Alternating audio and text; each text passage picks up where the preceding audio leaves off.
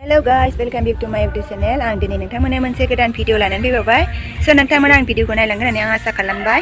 दिनैनि भिडिअआनो जादों मागोनि सेकेन्ड मंगलबाराव बाथौ धोरोम फालिनाय। बे फालिनाय फोरबोखौ आं दिनैसो दिन्थिना होनो नागिरदों। नोंथांमोना बे भिडिअखौ नायलांबाय थागोन होननानै आं आसा खालामबाय। आं भिडिअ इदिट खालामनो जोबोद बायो, बेखायनो दिनैसो इदिट खालामनानै बे भिडिअखौ होनो नागिरदों।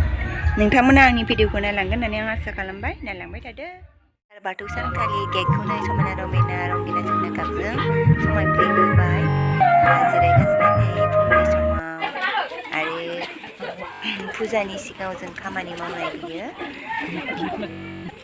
कार्पेटखौ हागासिनो आरो नै बाथौ फुजानि थाखाय जानो लोंनो आइजोफोरा मैगं हागासिनो आरो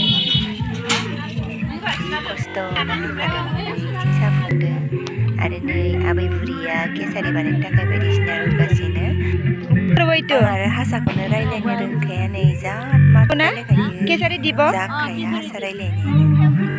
बिथिं आरो मैगंफोरखौ संना दोनजोबबाय आरो नै फुजानि प्रसाद फुजानि माला नै दोनबाय नै जमा खालामना दोनबाय। नै बिथिं सारमोना थुरि हाग्राखौ अन्थाइ हेबगासिनो। बेखौ बाथौनि सेराव थुनाय जायो आरो फुल प्रसादफोरखौबो जमा खालामना दोनजोबबाय। जोंनि गारजेन आरो गथ'फ्राबो मोनफैजोब्बाय नै दाहाय आर'ज गाबनाय जासिगोन।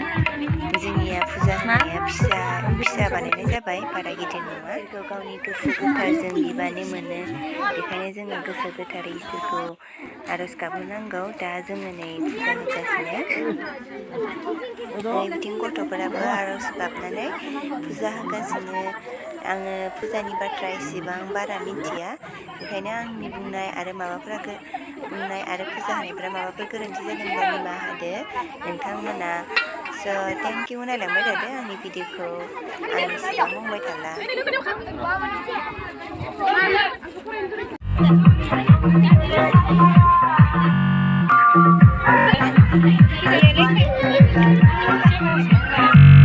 साफायना रंगिना मोनसे आंखौ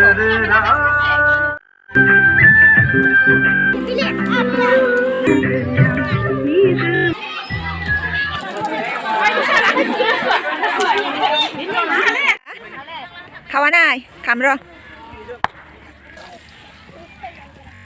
kesari